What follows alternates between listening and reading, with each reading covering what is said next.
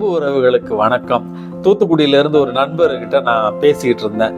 இந்த சிப்பிக்குள்ள முத்துலாம் சொல்கிறாங்களே, அந்த முத்து எப்படி நீங்கள் எடுக்கிறீங்க அப்படின்னு கேட்குற நேரத்தில் ஃபாதர் அது வந்து ஒரு இன்ட்ரெஸ்டிங்கான ஒரு விஷயம் அப்படி என்று ரொம்ப சுவாரஸ்யமான ஒரு செய்தியை சொன்னார். என்ன செய்தி என்றால், சிப்பிக்குள் முத்து அப்படின்னு நம்ம சொல்கிறோம் இல்லையா. முத்து என்பது இன்றைக்கு வந்து ஒரு ஆபரண பொருள், ரொம்ப காஸ்ட்லியான ஒரு பொருள், பல வண்ணங்களில் கூட கிடைக்கிறது.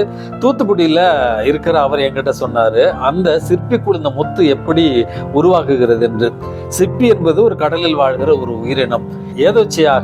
ஏதோ ஒரு காரணத்திற்காக அல்லது ஆக்சிடென்டலா வந்து ஏதாவது ஒரு சின்ன மணல் துகள் அல்லது ஏதாவது ஒரு மீனினுடைய சின்ன துகள் ஏதாவது அந்த சிப்பிக்கினுடைய வயிற்றுக்குள்ள செல்லுகிற நேரத்தில் அது அந்த சிப்பினுடைய வயிற்றின் உள்பகுதியை வந்து உராய்ச்சி அதுக்கான வலியை ஏற்படுத்துமா.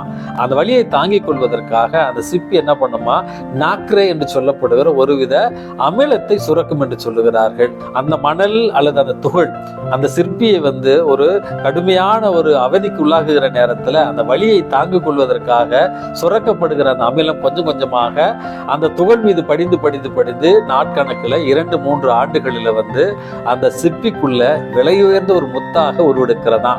இதை சொல்வதற்கான காரணம், அன்புமிக்கவர்களே, மனிதர்களுடைய வாழ்க்கையில பல நேரங்கள்ல கஷ்டம், வேதனை, துன்பம்லாம் வர நேரத்துல ஒடுங்கி போயிடுறோம், மனசு சோர்ந்து போயிடுறோம்.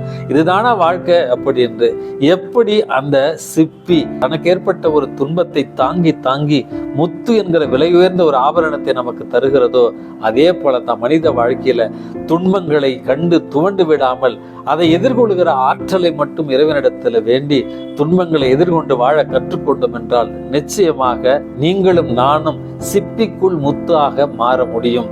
இந்த நாள் உங்களுக்கு இனிய நாள் ஆகட்டும். வணக்கம்.